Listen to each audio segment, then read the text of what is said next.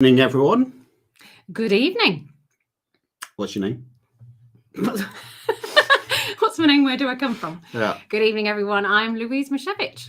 And I'm Simon Mishevich. So good evening to tonight's Q&A, talking about tax returns, whether it's in the UK, US, or just going to turn things down my side.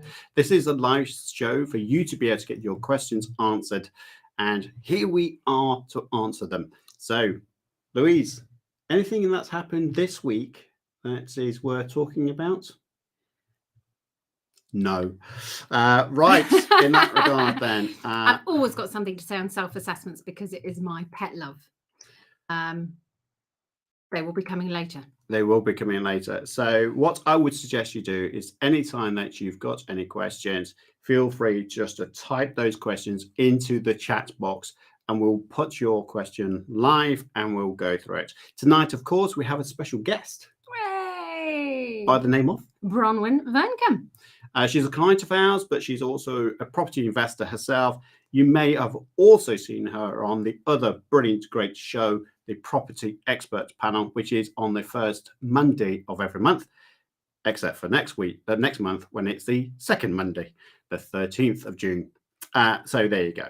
So you will see her with other members talking about property investing, and she's going to be sharing her personal insights into property investing. So if you have any questions about starting, whether you're a beginner, you're not even got started even, or you're an advanced property investor and you're still finding challenges, then Bronwyn will be on the show in half an hour's time. Hold your questions for Bronwyn because she is going to love to help bring to life what she's been through and the learning she's had on her journey. And hopefully we'll be able to answer some of your questions as we go.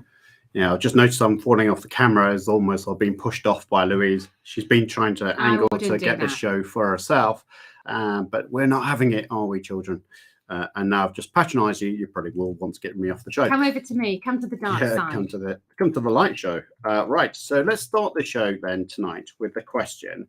And what we'll do is get this chat function. We've got a few people already. So let's. But before we get started, I do want to say we are very close to hitting the next milestone of subscribers. So if you aren't yet subscribed to this channel, please subscribe. Please hit the bell notification. Please hit the like button as well. We would love to have you on this journey with us amongst the wonderful mad world of tax. So if you are not a subscriber, make sure you are before we get going. Of course, absolutely. And let's go straight to first live question actually tonight. So let's answer this question. So hi, Said. Good evening, and thank you for the question. You've asked, hi, can you please explain how to make director's loan to own limited company, please? So let's imagine a scenario just to bring everyone else into the picture. But it is possible whereby you set up a limited company to buy a buy-to-let property. Okay. And what will happen, let's say use round numbers, I think is easier. You have a property at £100,000 and you can get a buy-to-let mortgage for £75,000. But where, Louise, do you get the extra 25,000 from, apart from the lottery tickets? Well, yes, lottery or magic, that would be very nice. The alternative, of course, is you might lend your company some cash that you have built up as reserves. And the process of lending that money to your company to pay the deposit is, drumroll please, a director's loan. So that's how you do it. So ultimately what will happen, Said, is that you would loan your company that £25,000 as an example. And to boot, Louise, there is an extra benefit of being able to charge it interest. And that interest that you charge the limited company will receive a corporation tax credit or not refund, but it is a credit of sense. From an income tax perspective, on your personal self-assessment tax return, my favorite topic, because we're going to say that a lot more from in this show. Tell everyone about why it's good to have an outstanding loan. Well, for me, lending money to your company and then receiving interest as income in return for having given that loan is a win-win. The reason it's a win-win is Simon's already said the first win, and that's because arguably any interest that your company is paying to you is a tax-reducing expense to your company in the calculation of corporation tax. That's the first ka-ching. The second ka-ching is that if you receive a certain amount of interest every year, and let's say that interest only comes from the director's loan, then depending upon which tax bracket you're in, you can receive some interest completely tax-free as well. That is the second ka-ching, and therefore that's why for me it's a win-win. You do have to, as you would imagine, jump through a whole host of hoops administration-wise to capture that level of detail. And of course, I would recommend that you talk to your tax advisor stroke accountant about that paperwork before you commence that process of A, lending the money, and B, perhaps receiving a return via interest. But they're very straightforward. And as I say, it's a big win-win. So definitely worthwhile looking at. So great question. Thank you. Great one to start us off. Let's go to a question that someone's asked of us who's registered for the evening. Okay.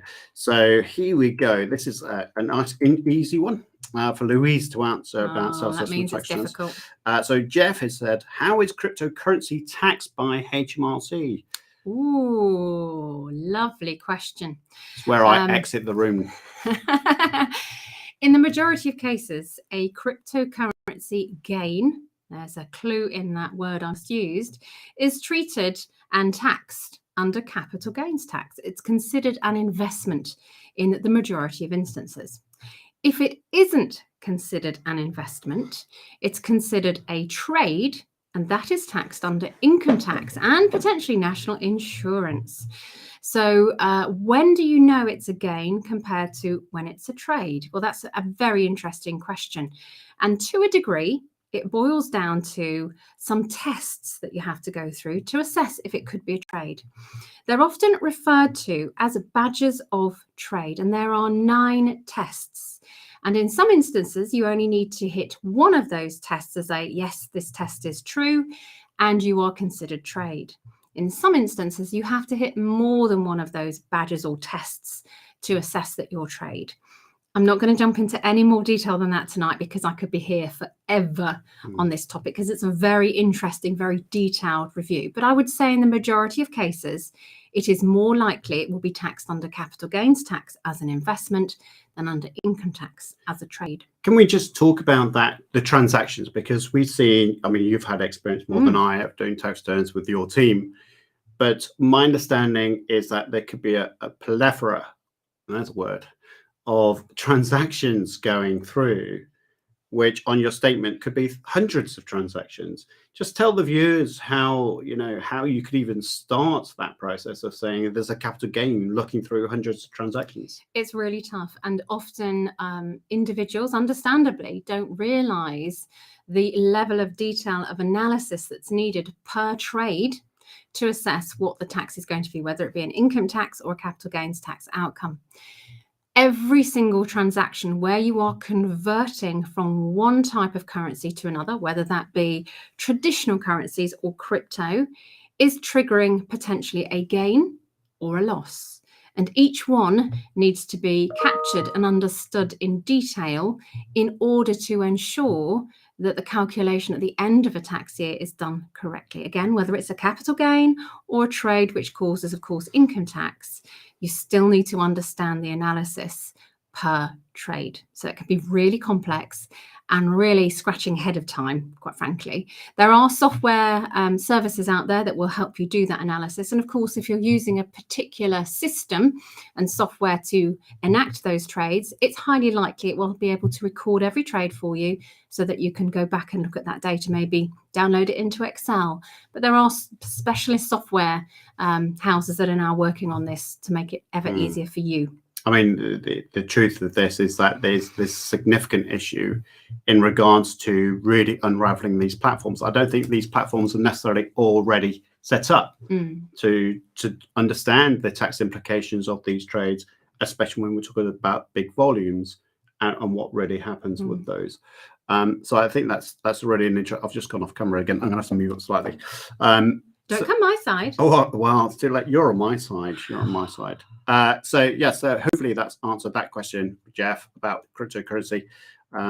We started with two very good questions. Thank you, Said, and thank you, Jeff. Yeah, absolutely. I'm going to go for another one. Go on then. I'm going to say Augustine has asked a question here. Company structure required to buy commercial property as a JV with a total of 3 other partners, all doctors. Ooh, So okay. this is an interesting one because I've been talking about this theory a long time now, whereby doctors, we've got friends who are doctors, and hopefully you are watching and going to learn from this next operation, stage. No, definitely not that. But what you find is that doctors tend to have a building. And by the way, I'm not just talking about doctors. I'm talking about any types of walk of life right now. If you own a business and you have to have an office or a building of any type, listen up, because this is really going to be quite powerful for you. What will happen is that you could easily have a commercial building inside your company, and then you can pretty much have cheaper rent because you own the building and you can have it in your limited company. And that's easily done with JV partners.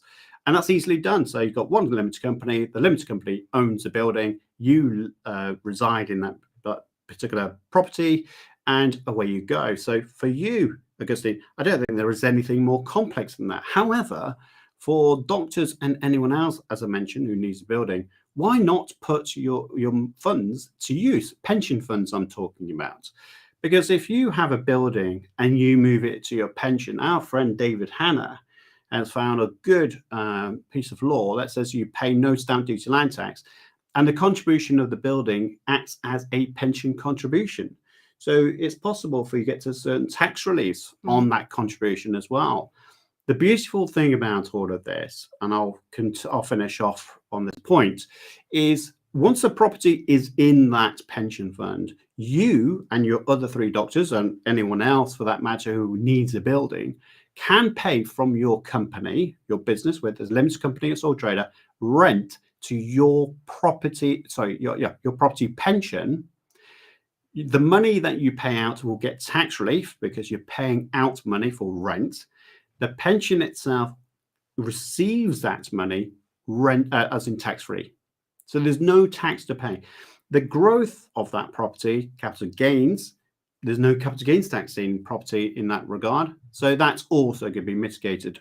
So there's plenty of opportunities, really. I think when people talk about getting a building inside of their business, they often think, well, I'll put it into my limited company. And that's, for me, is the wrong thing to do, because the pension is far more tax efficient. And you've also got that extra bonus of inheritance tax. Yes. Pensions are not subject to inheritance tax, but your limited company would. And that, we've just saved now corporation tax, income tax, and stamp duty, land tax, and inheritance tax. I mean, if that's not an answer, I don't know what is. That's just beating my win-win. It's a win-win-win-win. Exhausted. Right, the show's yours. Do bear in mind, Drop the mic. Sorry. I'm so glad he doesn't have a mic.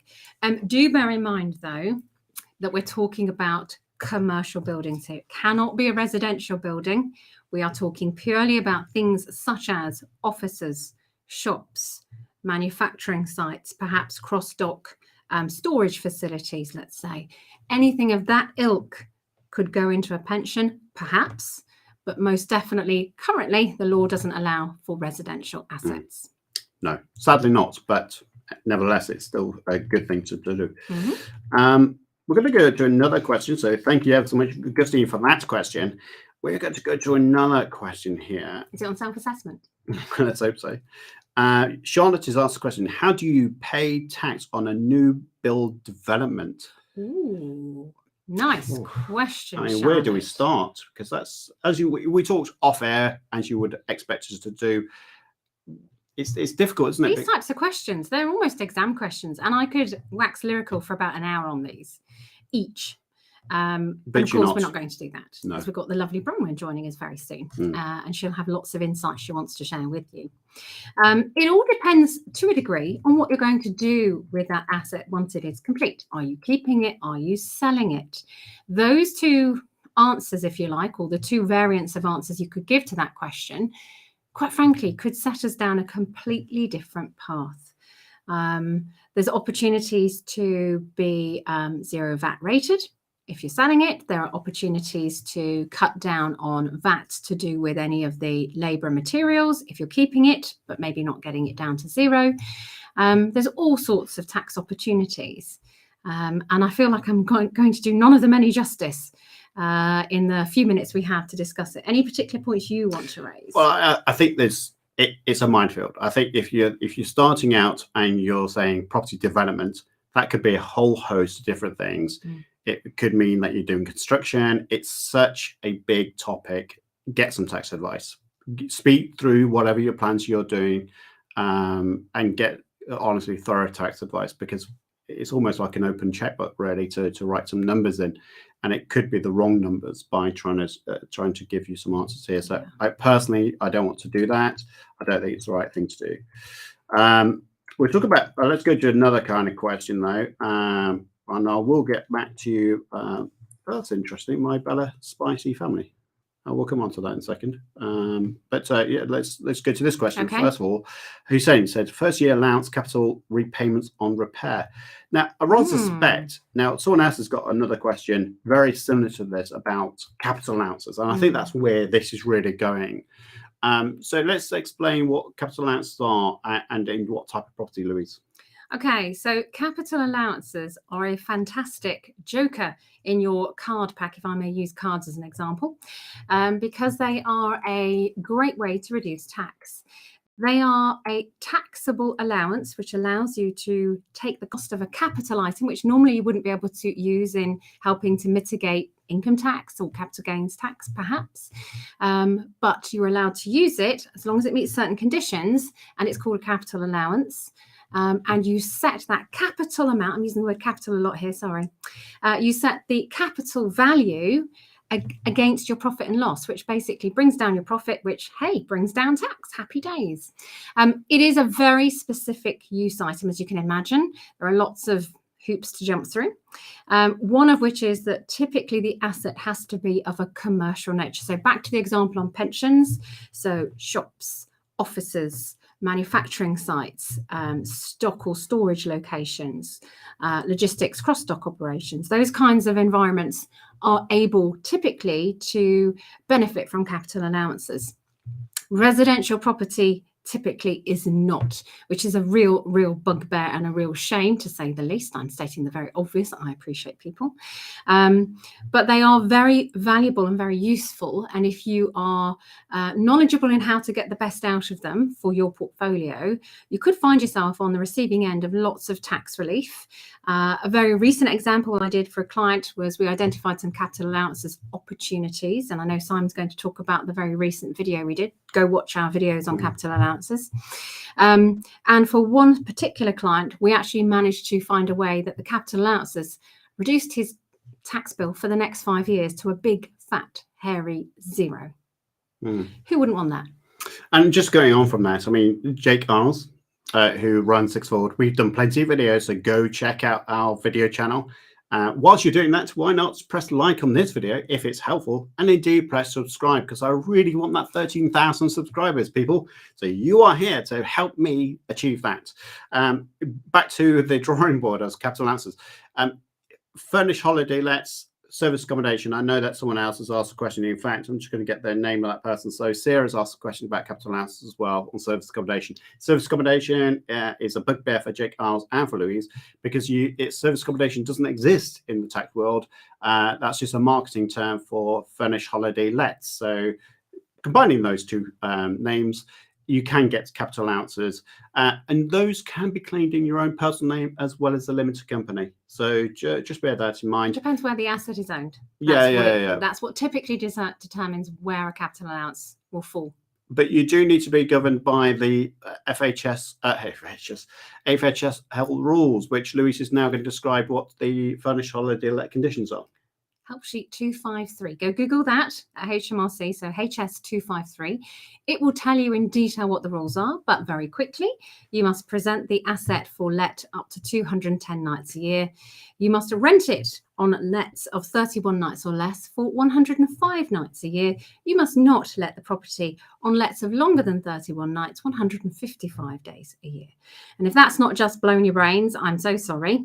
Definitely go have a look at HS253. HMRC have written this particular help sheet really beautifully, and it's a really lovely summary of all the conditions you have to meet, as well as all the benefits you get and the release you get too. So definitely go and have a read of that. If it's and we've done interest. plenty of videos on this subject as well. So again, whilst you're pressing that subscribe button, you can also go over to the FHL kind of help sheet 253 on our YouTube channel, where we've described that plenty of videos, in fact. So do have a look at that. So that's worth having a look at. I'm just going to go to the questions that I didn't purposely miss, but I just want to keep my train of thought. My Bella Spicy Family, I think this is. Hello, My Bella Spicy Family. There you go. Love the name. Currently, I own property with my wife, so it's tax 50/50 SA, so self-assessment, I'm assuming. Serviced accommodation. I think it's going to be serviced accommodation. Well, I'm not so sure, but we'll My see. Bella Spicy Family. Not sure. Tell us which one of us is Doesn't right. matter, because it says here, I want to know procedures to move the whole income on my wife, as she is not working currently and making use of a personal allowance. So that's an interesting point, because everyone's allowed this 12,570 personal allowance. Yes. And if she's a basic rate taxpayer as well, and you're a high rate taxpayer, you're paying 20% more tax than you necessarily need to. I'll talk about the deed of trust and you talk about Form 17. How about that? Go for it. Okay, so the deed of trust, we can do those. They are quite expensive nowadays. They used to be quite cheap, but unfortunately they are getting more pricier because solicitors' costs are going up quite rapidly. But what you do is a declaration of trust or a deed of trust. And what you're saying really is a piece of paper that will say, I bequeath. That's an interesting word, bequeath. You would have thought that you'd learn a bit of language on this show. Particularly from you. Oh, charming. Just getting mine back. Partners. Delightful, aren't they? When are you bequeathing to me? At this rate, you'll be bequeathed quite a bit. So if it goes off air, you'll know why. Just me left. Right. So this deed of trust anyway. So you've got this property income, move it to your spouse, and in your case, you'll be moving to your wife. You have that deed of trust that works. However, there is another document that needs to be done. And what is that? That's called a Form 17, and that's also a HMRC document. So go Google Form 17.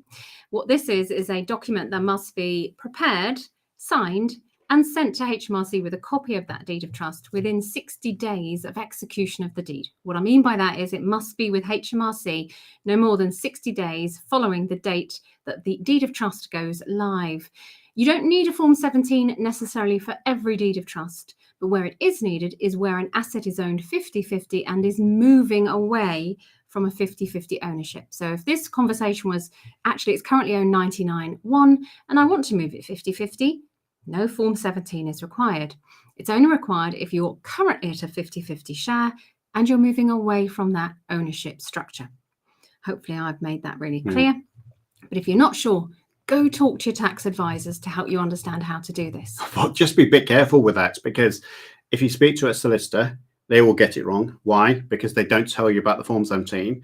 And if you don't do the Form 17, the deed of trust is void. Yeah. So that's been a waste of time. If you speak to an accountant, they will say, well, we could just do the Form 17, forgetting the deed of trust and updating the land registry. And there's also an important factor here is that you have to speak to your mortgage company, because if you don't speak to the mortgage company, hey, you may be breaching your terms and conditions. Now, the fact that you have a property 50/50, I don't think you'll have an issue. But people that own property 100% in their name and then try and pass over income to their spouse that isn't on the mortgage, that could be a breach of the terms and conditions of the mortgage. So you do need to be careful. So work with us, basically, is what I'm saying, because we will get the job done completely correctly and in good time as well. So there's a lot of mistakes that I see going on in regards to that. So yeah, great answer. And we've got some great videos on deeds of trust already on this YouTube channel. So as you're searching for them, perhaps you'd like to press the subscribe button and press the like. Well, what I'm going to do is check on said subscriptions, because I know full well. Subscribe, please, people, just before he does just that. Because I think that people should be kind of helping me out here and yourself. So let's just see how we are getting on here. So let's just go and find that. But whilst we're doing that, I'll shut my photo because I knew it was going to do that. So let's go to the next question before we move on. I will find out about that in a second. So this is an interesting question. Oh, by the way, my Bella family says self-assessment. I was right, 100%. Ding, ding, ding. Could you? Give me the thumbs up there. Give me the thumbs up. There we are. Okay, let's go on to this question then. So now is this Pallavi? Would you say that? Pallavi. Brilliant name, by the way. Apologies if we're pronouncing that wrongly. I'm not, you are. Okay. Okay. I am inside IR35 IT contractor. Good. Commiserations. So are you, what do you mean commiserations? You an accountant. No, what I mean about is an IT person. No, I don't mean about IT. Digging. He's digging. Digging holes, Louise. The wonderful world of IR35. Is that what you meant? Yes. Okay. Keep going. I'll let you off. So here within IR35, I use my full pension allowance. So I must thinking that you're contributing towards your pension. I still have a large proportion of my salary in tax. Are there ways that I can reduce my tax liability? Oh, big thumbs up, first of all, and super platinum shiny star for getting on by using your pension allowance. That's amazing. Mm-hmm. In terms of reducing your tax position, it's going to be really difficult because the obvious answer is not the one you want, which is actually reduce the amount of income you're earning, which is a really ridiculous thing to say because I want you earning as much as possible for you. But perhaps are you considering things like EIS and SEIS in terms of the tax advantages it can give you? We're not recommending those things to you, but I want you to go away and look at them if you haven't already. Perhaps venture capital trusts, also known as VCTs. These are types of investment that the government is really keen for individuals to utilise because it gives some tax relief. And some of the tax relief is quite big, quite frankly. You are, of course, like every investment, putting your money at risk in doing so. But there are some amazing tax reliefs available, whether the scheme that you're investing in does well or badly. So your quid's in almost in some ways, but you really need to go talk to a wealth advisor to work through whether those kinds of things could be of interest to you and actually are within the risk profile that you're interested in. So those would be definitely things I'd want you to go away and have a look at. So the other thing I was going to mention about IR35 and taxes and stuff like that is potentially, I know it's difficult, but I did it, Louise has done it, whereby you set up yourself as a business. So IR35, Louise and I were consultants many, many years ago, and we could see the writing on the wall regards to IR35. So the best thing to do, I know it's difficult, so don't shoot me just yet. But leave that to me. Yeah. Oh, she does that every time. But honestly, get yourself a business. Start a business. Find a way to drum up a business for yourself. Have a limited company, get employees, and then do away with this IR35 and be ultimately tax efficient, because that's what we've done. And it's something that you can do too. Which talks, funny enough, we're made to promote this. But Louise and I are going to do a show where we're talking about our business and the kind of highs and lows of running a business. So if you think that would be quite useful, maybe just say, yes, I think that would be useful on this chat function, just so we know we're not wasting our time. So we're thinking about launching a business chat show every week. It won't be live, it will be just recordings, but will that be useful for you? I'll let you decide on that. Absolutely. So just waiting for Bronwyn. So got to wait for that, but let's go to the question. Adayu, are you in the doghouse tonight? Adayu, I'm always in the doghouse. There's nothing. He's never in the doghouse. There's nothing. He has a charmed life, let me tell you. There's nothing that ever stops that. Pallavi has asked about SaaS as well, by the way, and whether there's cheaper SaaS providers. A quick answer to that is no. I would honestly try and work with a good provider on that basis, to be fair. So that one I can't help you with at all.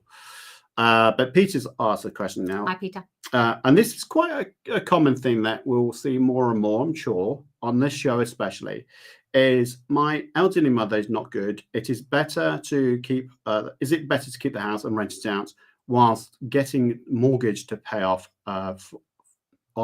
The other two siblings. So Peter's siblings, I guess. Or split the house and sell it. I mean, it's a difficult one to answer because, would you agree, Louise, we don't know what's happening with the mum. Yeah, and this is not for you to share anymore, Peter. I'm sorry to hear that mum isn't so good.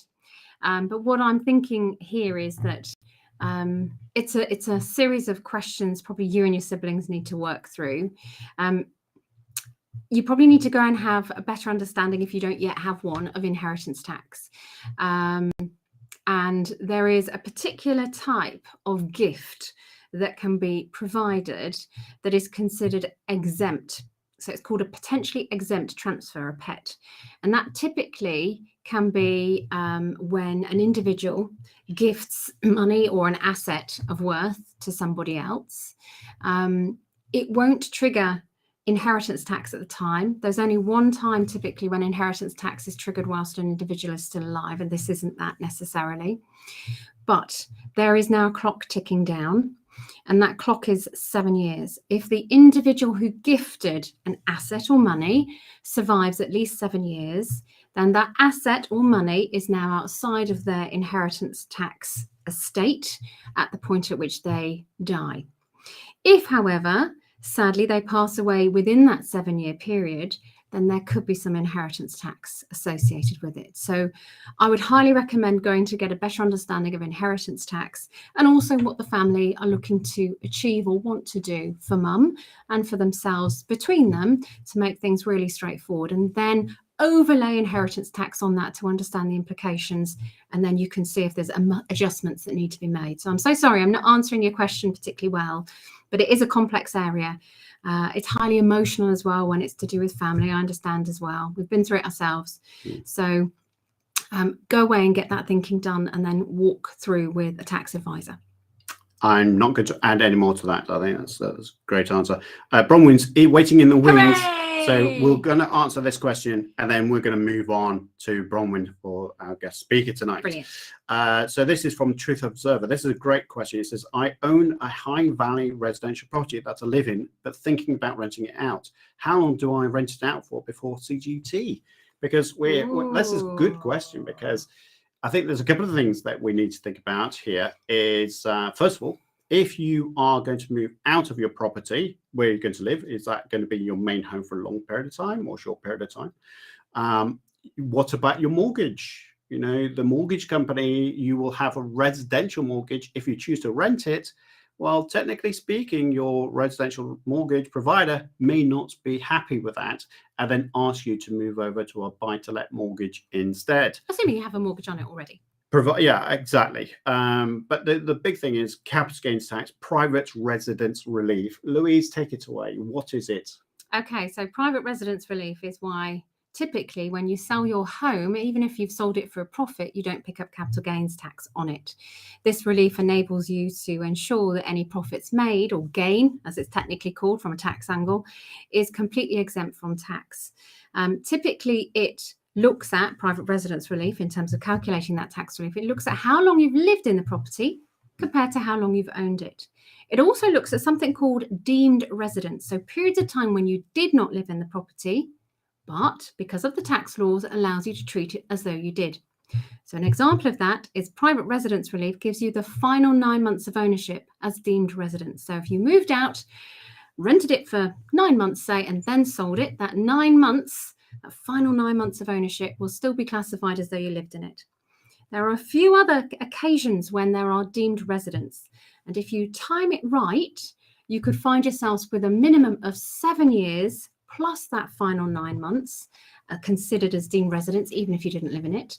And under some very particular circumstances, could I just stop you? It could be forever. Yeah, just let's not get into I'm not going to get into any more detail than that. Just going to blow your brains. But there are opportunities. What I would say to you is get some tax advice. But the other side to that is if you talk about selling your property, don't forget you've got this private residence relief, but you've also got capital gains tax annual exemptions as well, which is 12,300. So if you're on your own, then it's 12,300. But if you're married, then it's 24,600. Assuming the asset is shared between you. Before you have any, but you can easily do this deed of trust, which we talked about before. Hooray! So I think, you know, there's plenty of opportunities.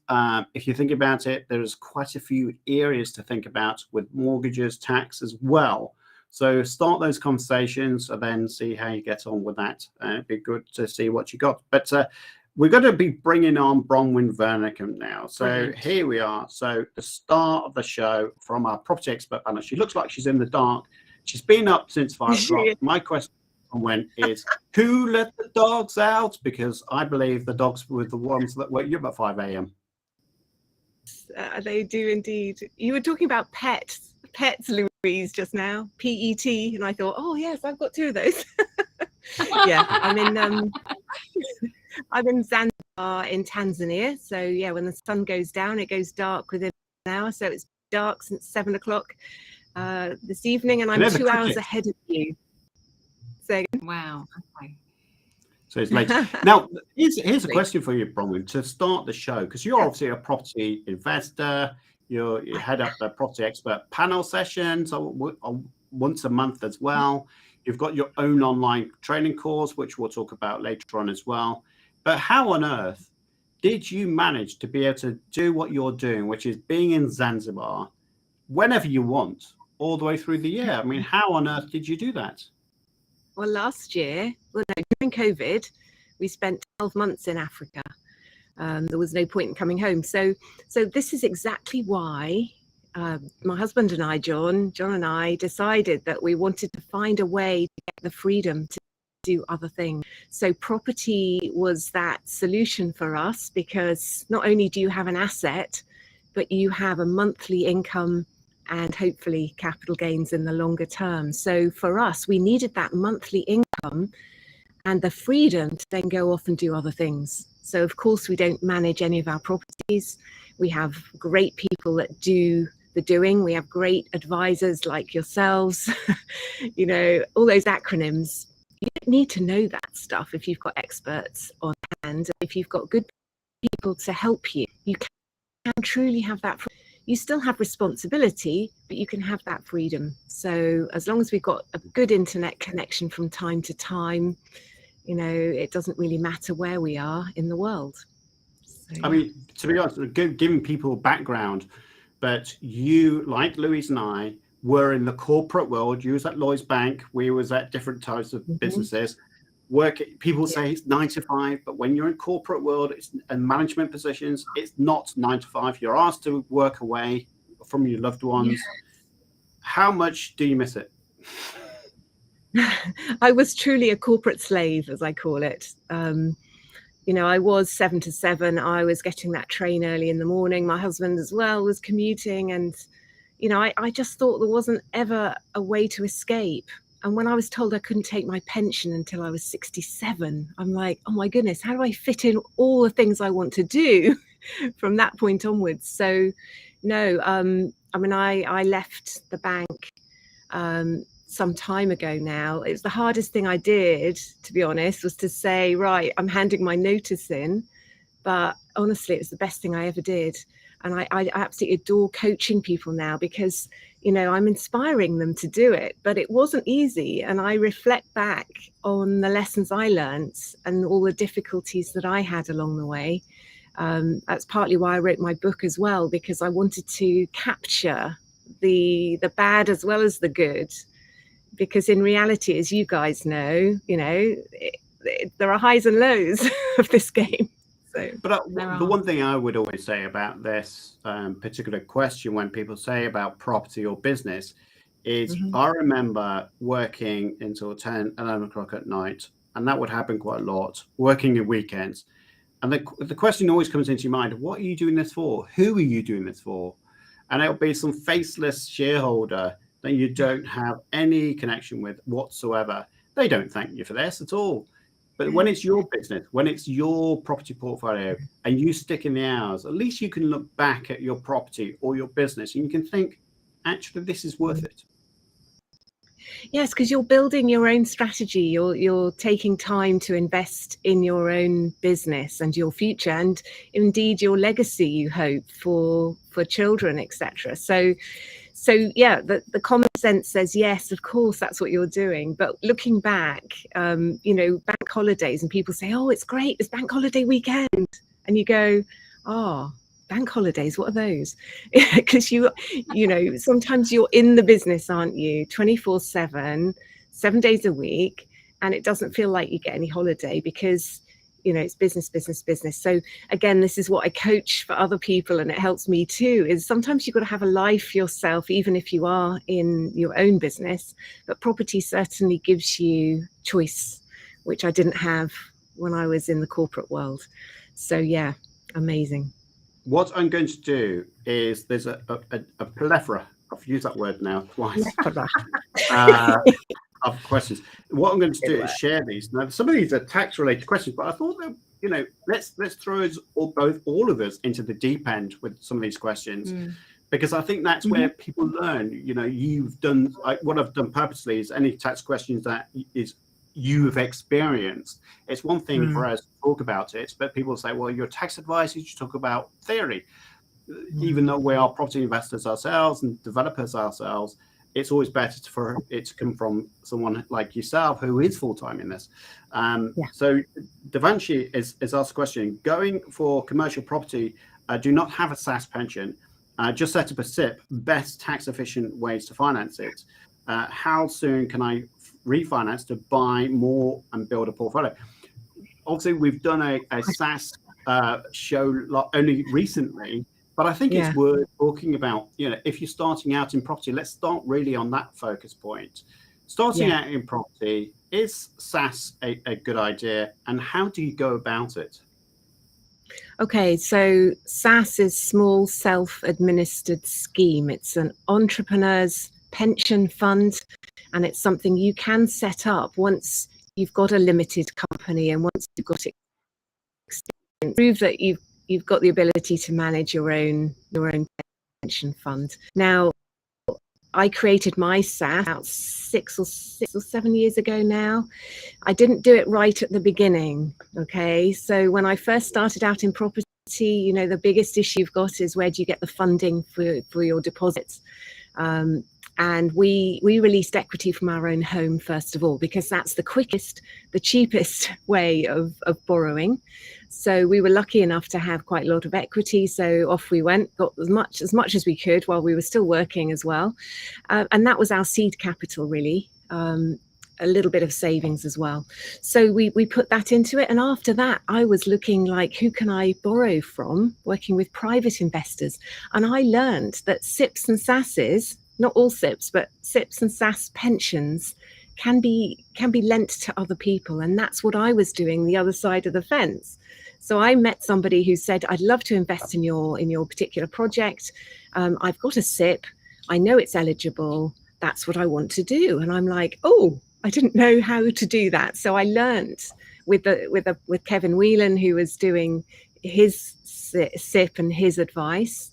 And then once I'd left corporate employment and I'd had some time to think about it and understand what a SAS is, I then transferred my pension from the bank into my own pension fund, into my own SAS. So I now have the responsibility to manage that pension fund, and I can use that in different ways for property, amongst other things. So it's the ultimate, really, in terms of legacy, because not only can I manage it myself and earn more than the bank would, but I know that if something went wrong with the bank pension funds, you know, I have no control over it, whereas I have control over mine. And also my SAS pension can be inherited. So not only if I died, my husband gets that, but also when we both die, the children can have the full fund available to them, which wouldn't happen with my bank pension. So lots of pros and cons. Absolutely. I mean, it's quite complex. So you obviously spoke with Kevin Whelan to do that, and everyone listening in, I'll share a link about how to get your pension funds. There's some forms you need to fill in, but that can be easily done. But from your side, how long did it take, and roughly how much did it cost to set up? Because a SIP is cheap, you could do that over a weekend. SASs are a lot more complex, aren't they? Yes, they are, and you've got to have independent advice. You need an independent financial advisor who is pensions qualified, and there are very few of those around. So don't just go to your IFA and say, I want to transfer my pension, because they will tell you, no, it's not a good idea, because they don't understand them. So you need a proper IFA. So I was talking to Kevin Whelan, Paul Brooks was my IFA. He's still very, very good in terms of advice and support. It took me 18 months to decide and to learn and to really understand it. So don't do it overnight. Don't take other people's advice, take your own advice, and you've got to apply to HMRC. You then have to ask for a transfer of your pension. If you want to transfer your existing pension into SAS, you can't transfer public sector pensions. So not if you're in the NHS or in the public sector, police, army, etc. They're not transferable generally. So it's in terms of cost, it's more in terms of cost of time. Yes, it does cost money, but when you're talking about transferring pensions, it's not a huge amount. It really isn't. And don't forget, in your existing pension, the reason why I raised that, Bronwyn, is people do scrimp and scrape on stuff, understandably, because it's keeping costs down, especially when you're starting out. But we had this question earlier about being economical with your SAS, and I often think, well, if you're being economical, something's going to go wrong. But all I'm highlighting is it does take time, it does take money. But once it's done, and then that way you've got yourself a legacy plan, which is what you talked about. Yes, and it's very tax efficient as well, because you can make your pensions contributions into your SAS tax-free, a certain amount, 40,000 a year. So it's very tax efficient. But I'm not an advisor. I'm not advising anyone to do it. It was right from your experience. This is Bronwyn. That's what the beauty thing of this show is all about. You are here and you've received this information, as opposed to you're giving advice. Yes, indeed. Yes, it's been brilliant. Been really good. Let's go to a different question. I think that's a great start. Naima is asked a question, and I'm just going to go to this one. It is about starting a limited company with another investor. And again, this is perfect for you, to be fair, Bronwyn, not from a tax advisor. But can you explain what Alphabet shares, which I'll let you have a go at that one, and why is this more tax efficient? So, Louise, if you describe what Alphabet shares are and why they're tax efficient, and maybe Bronwyn, talk about your experience of using them. Okay, so it's a wonderful phrase, Alphabet shares, and it can have a variety of definitions. So the one that I'm going to talk about particularly is the fact that you can set up a business with something called ordinary shares.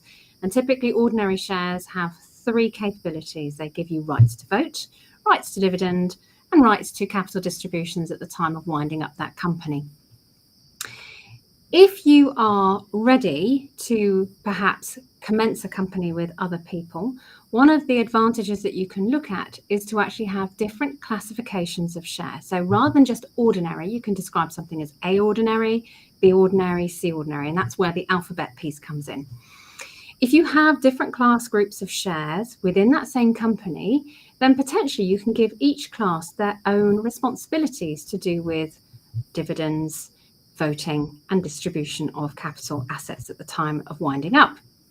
But the other advantage it gives you is to enable individuals to have different classes of share, but perhaps the same capabilities, which then allows you to be much more flexible, perhaps in how you share out dividends. Typically, if you're all in the same share class, you must share out dividends in a proportion of share ownership. So if you own 50%, and the other person owns 50%, then you have to share dividends 50-50.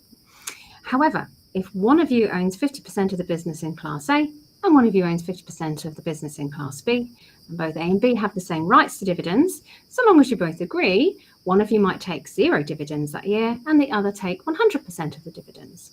So that's certainly the base level of what Alphabet shares can start to do. It gives you broadly flexibility and agility to deliver business solutions in the way you choose, particularly when it comes to payouts. Great.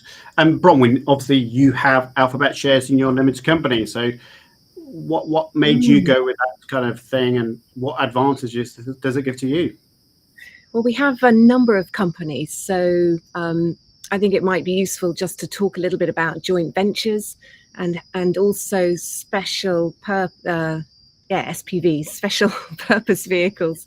So these are limited companies that you set up for a particular project, and particularly if you want to ring fence that project, and maybe you want to have a few joint venture partners. So what we've done several times is we've had a number of investors who are happy to do a joint venture with us. So they may put the funds in, or the bulk of the funds, into a project. We do the management. So we found the project, we manage the project, and then we have multiple exits. But the investors want to put the money in, and they want a share of the profit, either at the end if it's profit, or a share of the income if it's a trading business. So having those different share capabilities gives you flexibility. And the other way, that's with joint venture partners. And the other way is also if you wanted your children to benefit in the future and you wanted to make them shareholders, that's also another way of thinking for the future. So we now have a holding company, and we have multiple companies underneath it.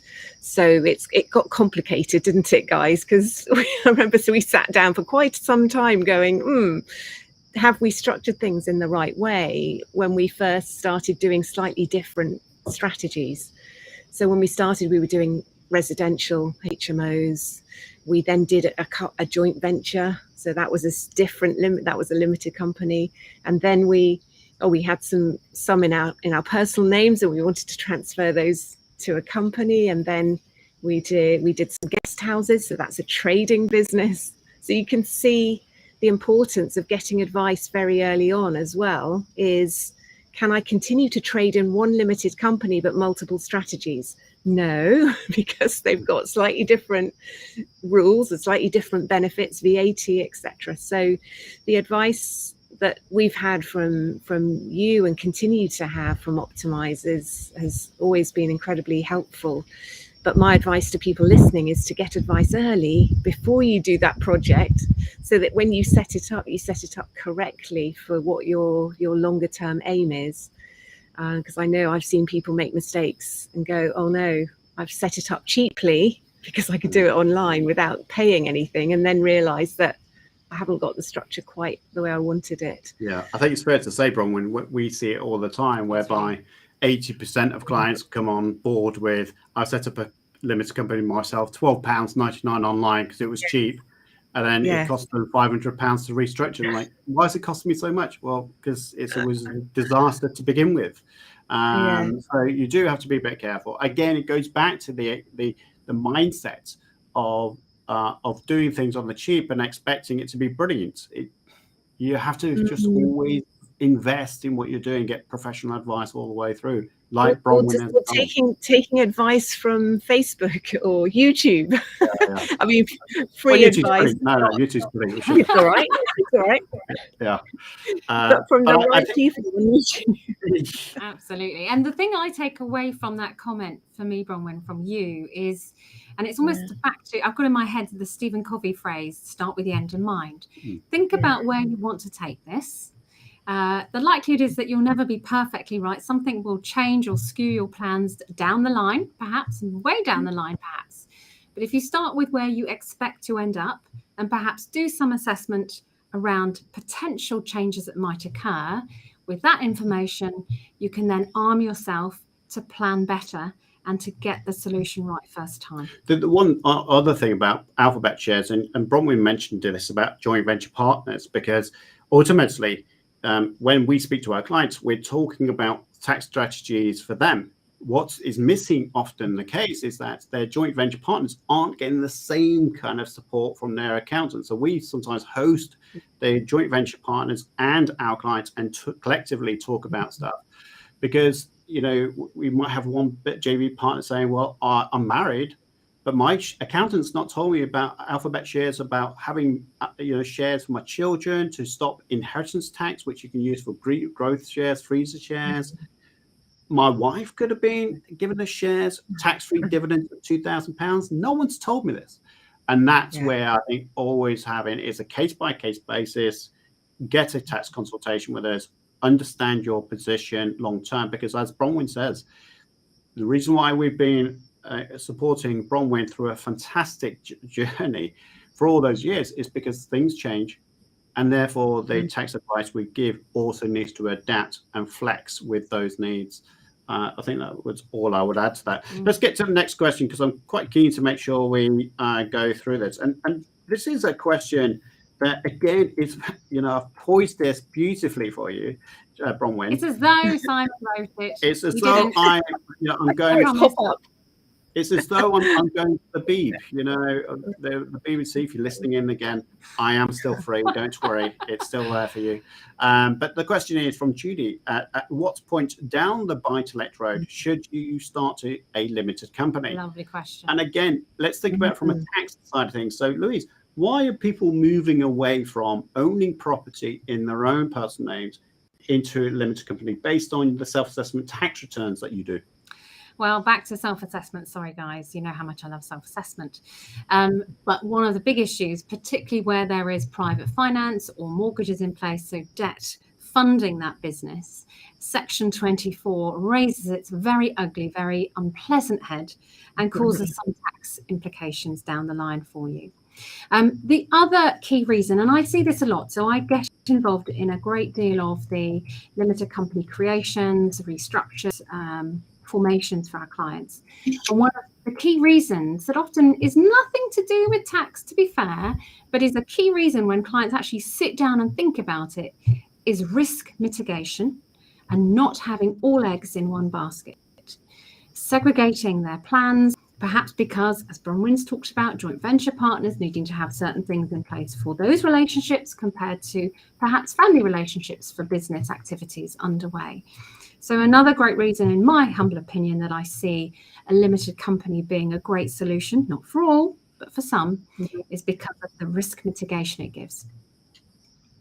And Bronwyn, from your perspective, I know we might be repeating some of the things here, but I think it's worth, because people listening to this show, as we've been reminded several times, Bronwyn, people are at different levels. We need to do this in a plain way. So why did you start to use a limited company with the very first property company that you used?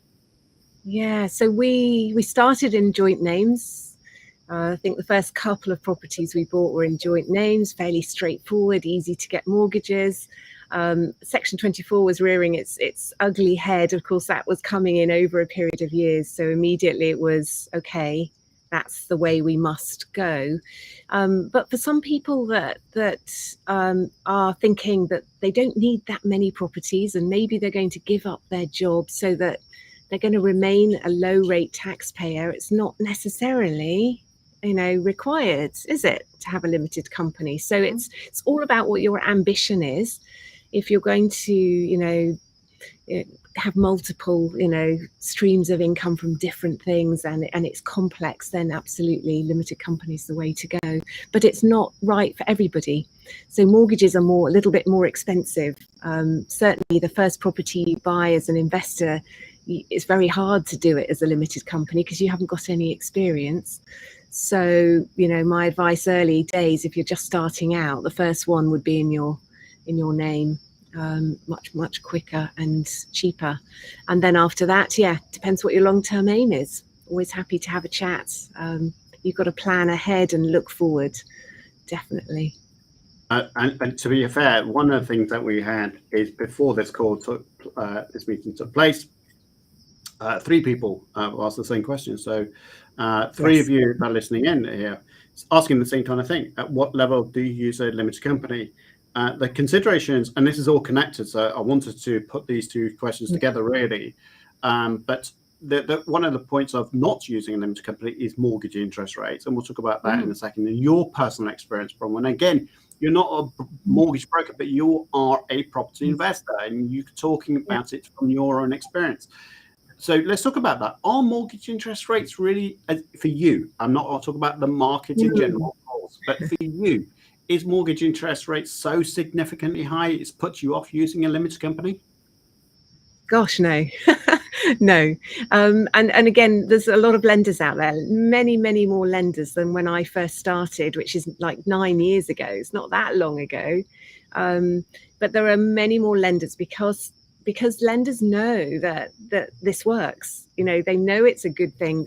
Having a first charge security on a property is fantastic. So there's a lot of people out there prepared to lend, and because of that, there's a lot of competition. So that drives prices down. So even though interest rates are going up, they're still tiny in relation to everything else.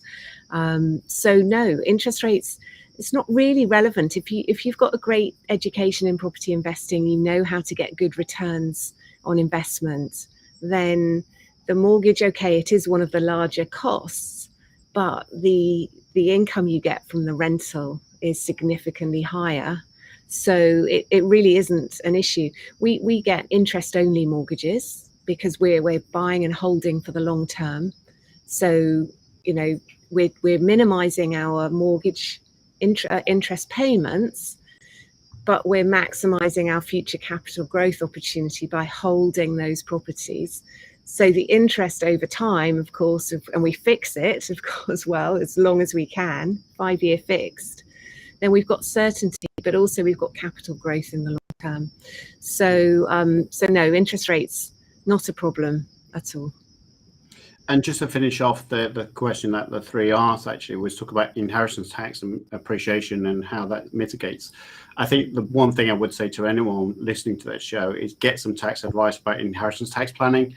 Many people are not, and they are going to be facing a lot. Well, not them, but the children will be facing an inheritance tax. And when people start to say, well, I'm not bothered about inheritance tax. My next question is because it's a bit of a knee-jerk reaction saying that, is, well, why did you build it in the first place? Did you really want to just give, if you own $1 million, did you really want to give 400,000 to HMRC? Is that what you was doing this for? Like, no, of course not. It's like, well, there you go. Don't be so kind of reactive to that question. It's about you do need to do thinking about it and using freezer shares, growth shares, which we won't go into this conversation. Definitely not. There's too much detail there. It's a fabulous strategy, and there's lots of strategies around it. But what I'm going to do, Bronwyn, is just share this comment here, which you could talk about, really. So I'll put a link in the description box below. Yeah. So Bronwyn, in a second, just do that. But by the way, for those listening in, smash the subscribe button. Okay, Bronwyn, over to yourself. Obviously, you're there's a couple of links that's going on here. I will put them individually, but please talk about what you've got on offer here. Okay, yes. So I wrote a book called Building Your Dream Life. That book is on Amazon and Audible. And the reason I wrote this book is because I wanted to inspire people, but there's so much up here that you forget about until people start asking you questions. And sorry. Wow. What was that? Coconut. Fell off the tree. You okay? No one's being shot over there. Not. It's not. No, it's at the school behind me. So don't worry. And that's my dog. That's one of the dogs. Anyway, so that's a first. So I was speaking at events and things and hosting a PIN meeting, and people kept saying, oh, you should write a book. And I'm like, why would I write a book? Anyway, it's the best thing I've ever done. I did it when I was in Australia, so that was quite nice. Your leg's not been chewing off here. So I've got the treats. Live on air. YouTube live. Look, here we go. They're happy. They're happy now. So yes, I've got some free books on offer. So if anyone would like a copy of my book, a signed copy of my book, for the first 3 people to email me and explain why you think this book would be helpful in your journey, then it's yours. So that was my book. I have an online program, a course for people who want to learn more about investing in property, want to learn a bit about all the different strategies, everything from holiday lets, HMOs through to purchase lease options. Then there's an online program there, £695 with a bit of coaching as well. So that's and there's a free webinar as well, Matt, isn't there? A 30-minute free webinar. Yeah, that's probably the one. If you're starting out, have a quick listen to that. It's blowing some of the myths out of the water. Some of those things that you hear and you believe that are not true at all. So yeah, have a listen to that. But yes, I think my mantra is always work with experts, and tax for me was always a little bit of one of those fear things, one of my those moments of maybe I can't do this because stuff, but you pay for good advice and you've got support from others, and that's what's really, really in the world of property. So I'm not an expert, but I know somebody who I've also got advisors in all sorts of different areas. So I'd much rather pay someone else who knows what they're doing to help me with my property than to try to learn it myself and have that stress of thinking, oh, I might make a mistake and regret it later. Yes. So it's interesting. I'm going to talk about this particular question, and the reason why I'm bringing this question in now is because it's related. I remember an interview I read about Henry Ford, and there was a court case between a newspaper and Henry Ford because he's quoted as being ignorant, and I think the suggestion was he wasn't particularly intelligent or he didn't know how to use his brain for business. Obviously very successful, right? But the truth of the matter was, what he was doing is, well, you ask me any question and I'll have it answered, but it won't be by me, it'd be by my specialist. And I think in terms of the reason why I'm raising this at this point is, if you are starting out in property, I'm sure you've hit the nail on the head several times tonight, Bronwyn, but surround yourself with knowledgeable people to give you comfort and confidence of the decisions you are making, as opposed to reading it off Facebook, which, to be fair, half of them don't really know what your situation is. I'm not saying they're not intelligent. I'm saying they don't know your situation properly, and they just give you advice from their frame of reference. Would you echo that? And let's just go to your journey when you started out in property, because I know your biography, but it'd be good for everyone else to know, you starting out, what was that like? How did you feel? Yes. Oh, it's hard because I think we bought a flat on a bit of an impulse, and then started to worry that we didn't really know what we were doing, and maybe we ought to understand what the rules and regulations were. So I bought a couple of books. And one was called Property Magic by Simon Zucci, and that sort of changed my whole way of thinking, because I suddenly realized that there were different ways of working in property or dealing with property, and in fact there was a potential opportunity to create an income from it. I'm like, oh, that's clever. But you run out of money, don't you, James? So I see James has got a question there. So my big thing was, okay, I've got a little bit of money equity in my home. How do I make sure that I use that in the best way possible and get the best income I can? And for me, it was, well, someone can help me, help teach me this stuff. Because I don't want to make mistakes, but I also wanted to do it fairly quickly. I didn't want to do it over 10 years, because at that point I thought, crikey, I'm not getting any younger.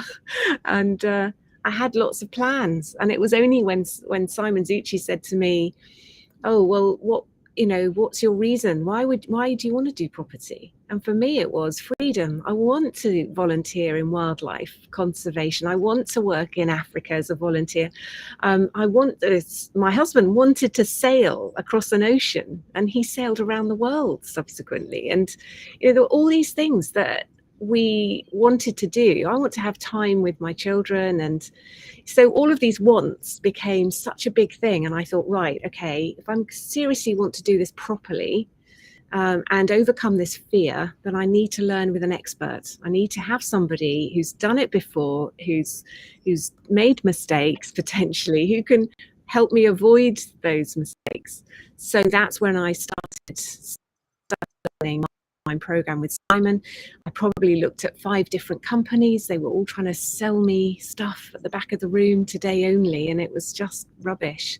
So look around, find someone you can trust, somebody that is authentic, somebody that doesn't train and teach for a living. Like I just do it 2 days a week. I love it. I don't do it for the money.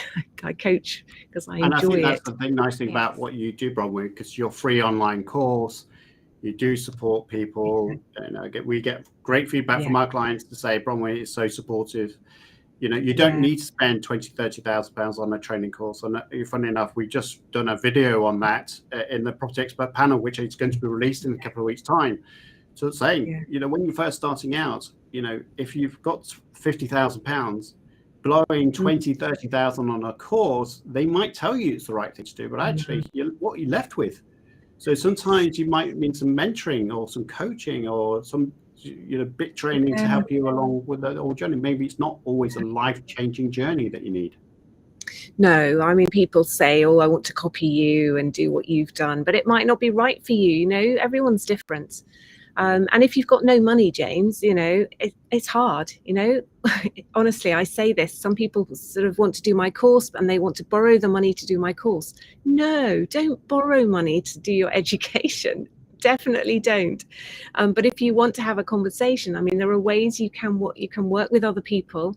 You can, you can raise funds in different ways.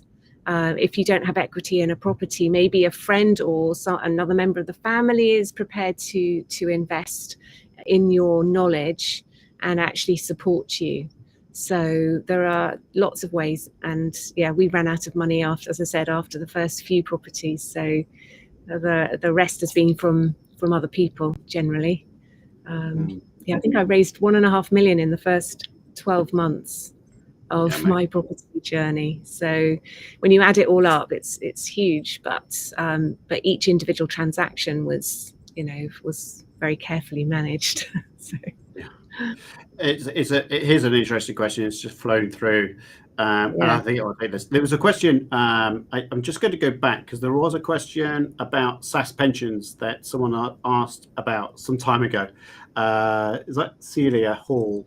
So Celia, if you are listening in, you talk about pensions, SAS and stuff like that. What I'm going to do is put a link in the page in the chat box for you. Just have a look. There is a video about that. I think we've talked about SAS enough, really. So if you want more details, do have a look at our website. It does talk about them there, so feel free to go through there, but get a consultation done. There is a form for you to fill in as well, so get some good advice on that one. Coming back to this question though, so this is us saying I have 2 properties with my wife. One I bought for 265, now 1.9, another 250, and now worth 1.4. Brilliant capital appreciation. Amazing. There are no mortgages on them. I want to go down limited company. I mean, straight away, I would say IHT, you should be concerned right now, because if you're talking about 3 million at least here, 3.5 million nearly, you are talking about a huge chunk of inheritance tax. So the difficulty is around this is, and feel free to chip in, but if I go for the first 3, maybe you can go for the second 3, okay. right? As a start you off guide, okay. But if you're looking at inheritance tax planning, the first thing is think about gifting assets to your children, because if you're gifting now and you survive for 7 years, then you will not be in a position to worry about inheritance tax. But within that first 7 years, there is some sort of clawback that you need to think about, and that's called a pet. So we're talking about pets again, Bronwyn, which is this time around though, it's a potential exempt transfer. So you do need to think about that within the first 7 years. It can be clawed back. So that's one issue, but after 7 years, not an issue. The other side to the transfer of children, if it's an investment, then there may well be a capital gains tax liability, which can be mitigated through different vehicles of CGT, such as using trusts, of moving a property into a trust, then back out again for the benefit of your children. There are EIS, which what Louise talks about, and there are VCTs.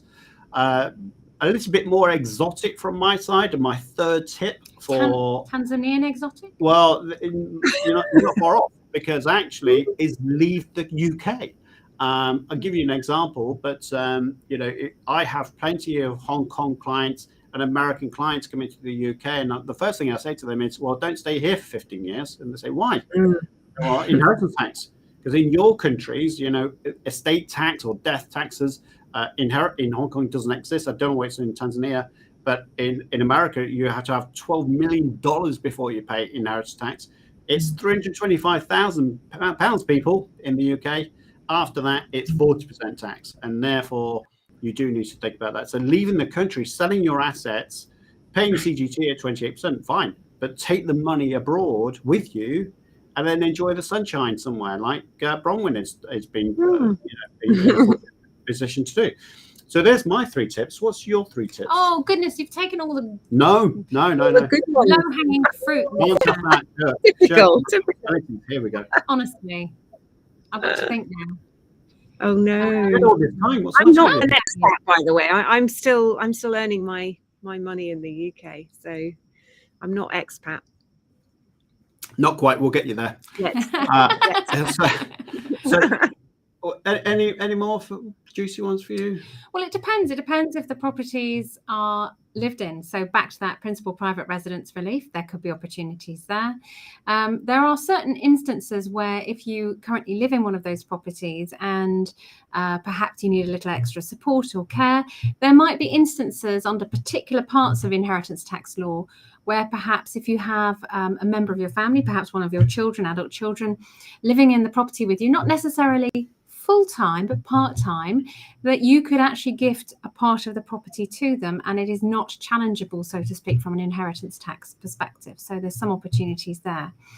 It feels like it's a little too late to consider this.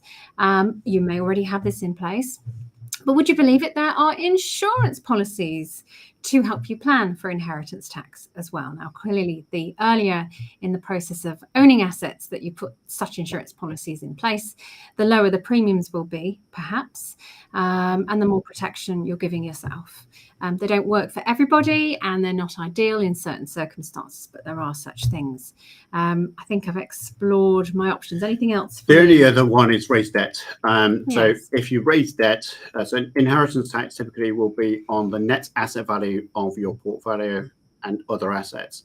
Now, if you raise money and you, let's say, £1 million worth out of your thing, you say, do you know what, I'm going to enjoy life. I know, a bit like Bronwyn, go around the world, tour, not make it sound too exotic for you there, Bronwyn, but the idea behind it is enjoy your life by using the finance from your properties, because ultimately you can use that finance. And if you want to treat your kids on holiday and stuff like that, then you can do that as well. So raising debt, reducing your net asset value, reduces your inheritance tax. So I think those will certainly get you on the way. I want to go into a bit more basic questions now. And this is from Leonard this time around. Leonard, it says, is buy to let, it says worth it, given the increased property prices? I'm going to suggest that means worth it. But is it worth investing in? Property prices have gone through the roof, I said on my other previous video, which made me chuckle when I watched back at it. But is it worth investing in 2022 and beyond? Absolutely, it is. I mean, what other asset is there out there that economically, in the UK, I'm talking primarily, that's going to give you a much longer term growth? I mean, the fact that prices have gone up, it reflects demands. But also, the rental market is increasing because our population is increasing and we're not building enough houses. So those pure economics, if you look at it, buying to let makes huge sense. So you're fulfilling high demand. As long as you're buying in an area of high demand, you're not buying, on the coast somewhere in Scotland where there's no demand. So yes, I mean, you've got to work out the return on investment, of course, and you've got to then compare it and say, well, if I'm buying at this price in this location versus this price in that location, or if I put the money in the stock market, what is my aim? Do I want control? And bricks and mortar in the UK, I think is pretty safe in my opinion, but that's because I've got that knowledge.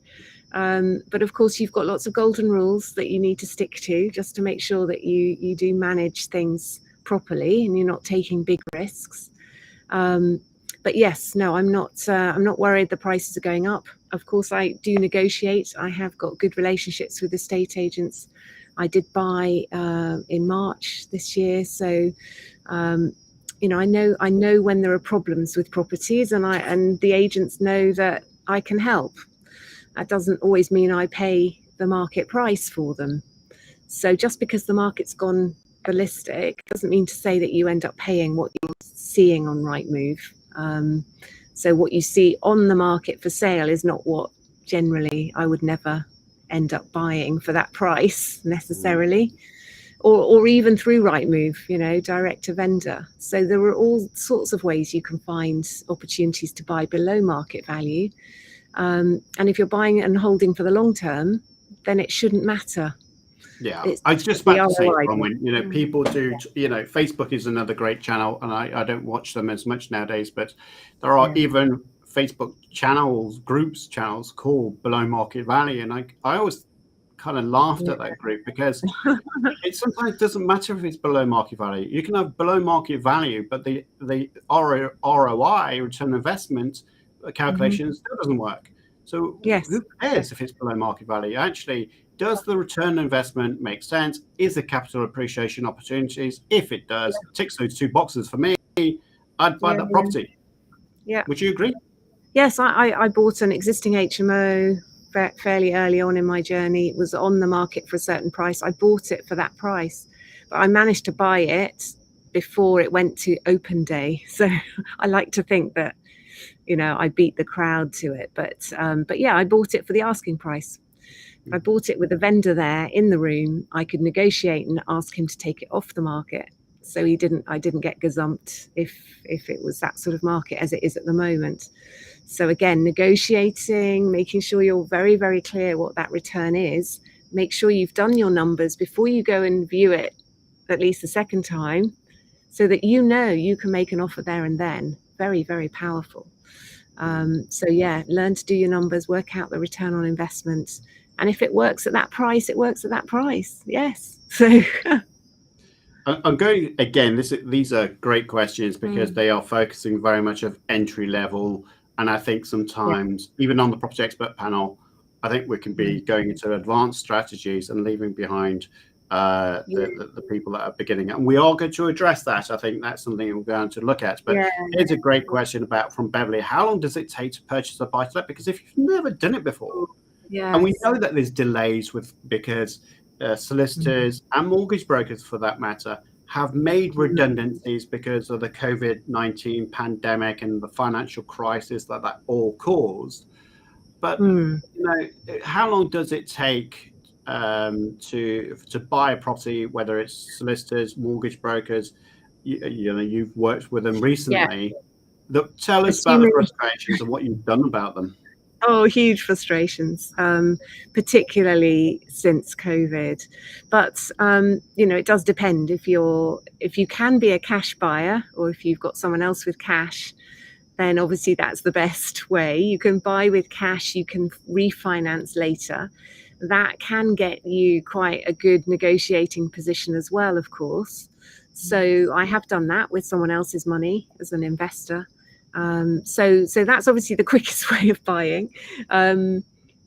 If you're buying with a mortgage, then you do need a really good mortgage broker, somebody you've already spoken to before you offer, so you know you're in a situation to offer up to a certain amount, and you've almost got a mortgage in principle, so that you know you're likely to get that mortgage.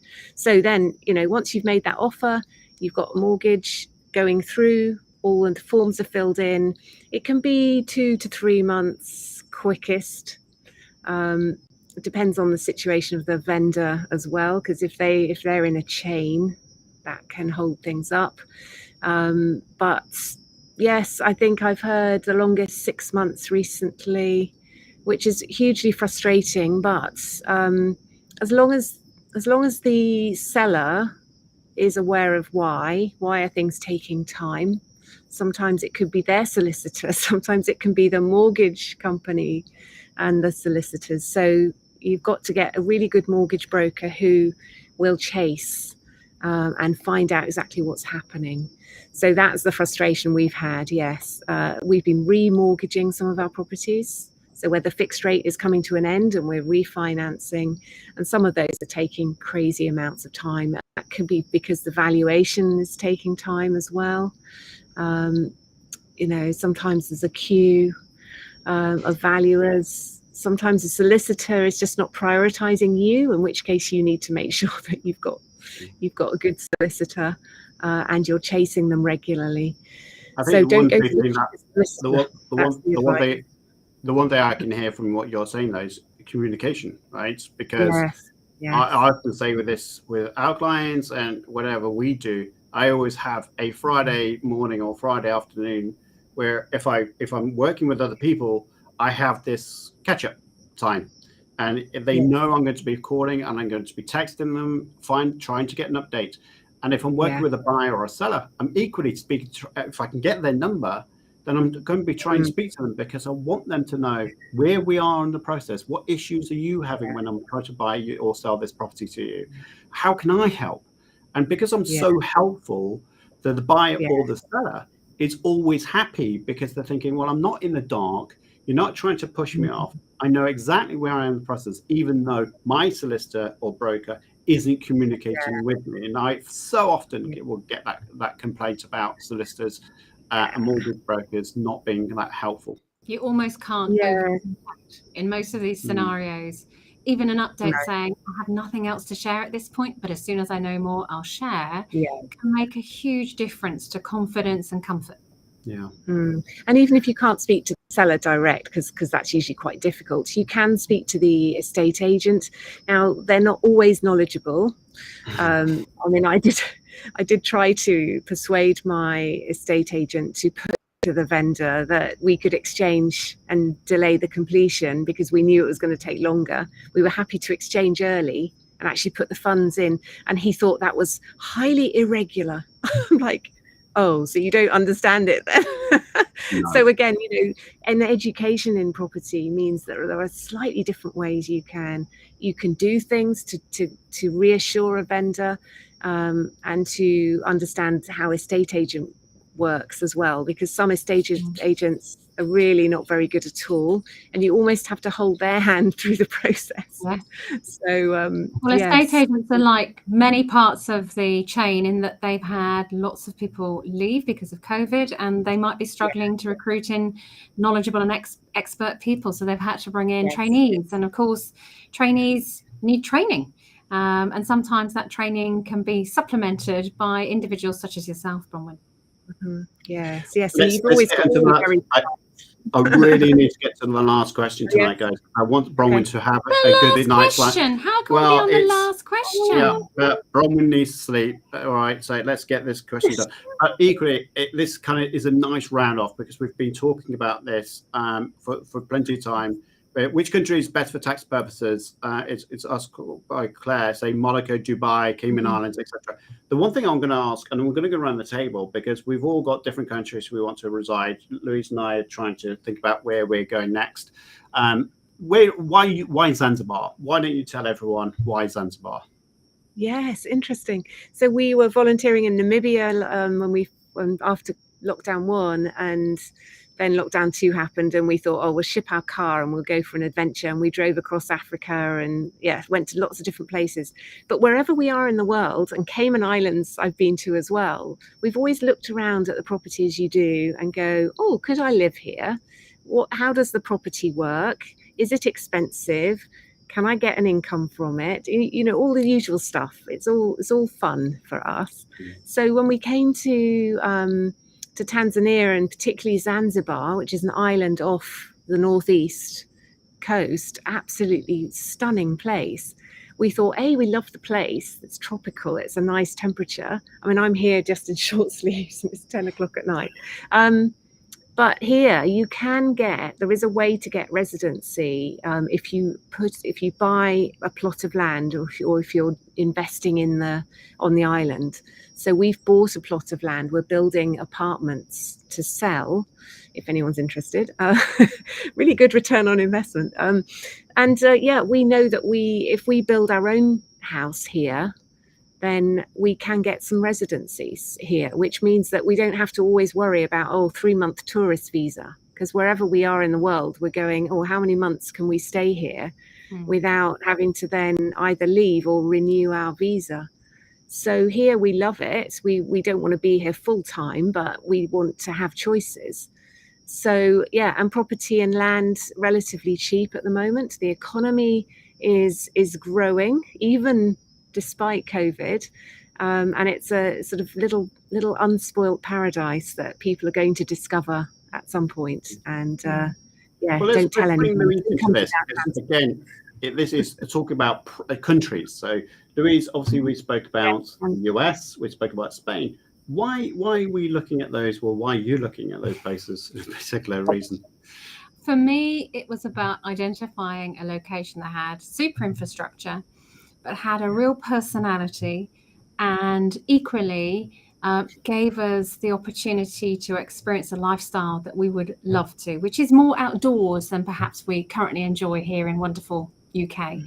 And those two locations, out of all the locations that we've scoped, are the ones that we feel give us the best outcomes for the lifestyle we want personally, for us to enjoy as a family, and for our family individuals to get something out of themselves as well. So it's not just about us as a, if you like, a unit. It's about, will each individual get something really special from looking at these locations? So all of those criteria mattered. And those two locations are the ones that have jumped at us, and we've experienced them. Of course, we've experienced lots of different locations like you have as well. But for me, the summary of those two areas gives us the outcome we really want to enjoy for longer term as well, not just in terms of short-term activity. Right, and the reason why I'm saying it, I've got you to answer those questions, is because the answer isn't tax, right? The big thing, Claire's asking the question, which country do I go? Monaco, Dubai, Cayman Islands. The big question is, can you even afford to go there?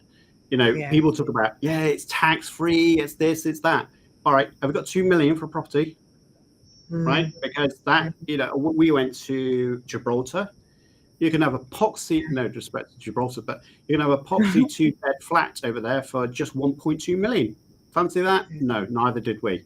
And that was the whole point. It's actually, there are certain criteria of meeting visa requirements. Can you even get into this country? So people are looking at Portugal. Well, the Algarve is now out. So you have to now go inland, which, who wants to go there? If you want to go to other countries, you might have to invest. You might have to put in extra tax that you weren't aware of. The visas, the application for a visa is going to cost you money. What I would suggest to you is this: look at a country of where you would like to see yourself, not for tax, because ultimately you might be paying for it right up front to be in those countries. And yet, yeah, you say tax, but you've paid for it before you can get there.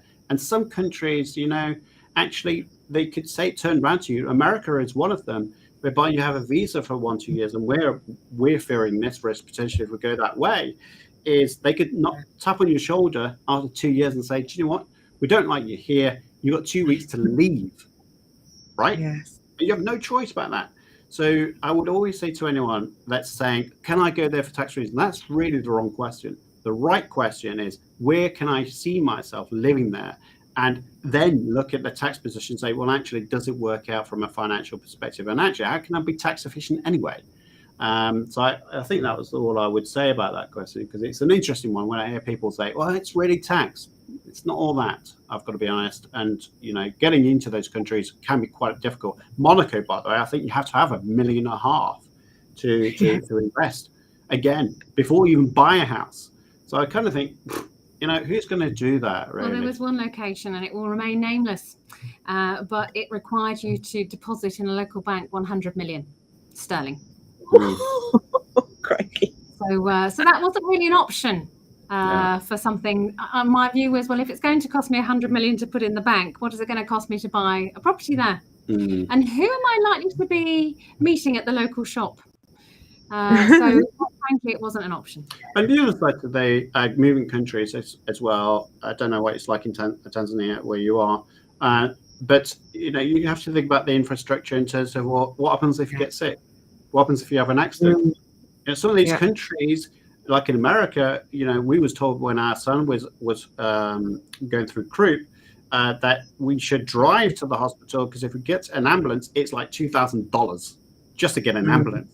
You know, so you do need to think about all these factors. Tax is such a small part of it, and I know it's sexy to say, "Well, I'm a tax nomad," but actually, you could be pretty broke being a tax nomad and pay no tax And be anyway. very miserable. Yeah. I've got to be honest. With a little country you listed, I wouldn't want to live there for many reasons. But again, just choose it. But it's great. Bronwyn, we're going to bring to a close this show before we get gnawed by the dog of yours. He's just eaten my pen, just so that you know. Oh, no. Oh, nice bit of ink there for him. Yeah. But thank you ever so much, Bronwyn, for your understanding. I know you've spent so much time with us already, but thank you ever so much for taking some time out to talk to us tonight. Pleasure. Always love to be on your shows and also help other people. So if anyone wants to have a chat with me at any time, you know where to get hold of me. Always happy to share. So yeah, thank you very much. Thank you. Okay. Bronwyn, we're going to let Bronwyn go now, so I'm going to disconnect her kind of thing. So Bronwyn, thank you ever so much, Bronwyn. You've been a superstar. Thank you ever so much. That brings us to a close for this evening. I think it's been a fun-packed tonight. I've really enjoyed having another guest. Next guest, I'll have to get some details of that later on, so that will be a mystery surprise. It will be a cracking show, I know, because it's going to be quite a hoot. And we'll have to just watch out for swearing. But any closing comments before, My only closing comment is, well, actually, I've got three. Oh, dear. Firstly, Simon is not in the doghouse tonight, people, albeit with some of his very bad jokes. He ought to be. Number two, definitely check out all of those wonderful connections that Bronwyn has shared. She is an amazing source of information and inspiration. So please do take up the opportunity. If you're teetering on the edge of your seat, wondering if you should have a conversation, the answer is yes, do it. And then finally, I would say, if you haven't yet subscribed, do it. Yeah. We'd love to have you as one of our subscribers. Definitely. And I'm not sure how many subscribers we're going to count, but please tell me that you've all subscribed. 12,994 people. Come on. We need 6 more subscribers. We need 6 more subscribers. Bitterly disappointed. So I will leave you on that thing of saying, please subscribe. And it'll be fantastic to see you on next month's show. Don't forget the Property Expert panel as well, with Bronwyn hosting that, will be the 13th of June. That's the Monday, 13th of June at the earlier time of 7 p.m, which Bronwyn would be more than happy. So thank you all. Thank you again, Bronwyn, for all your wonderful support, and good night.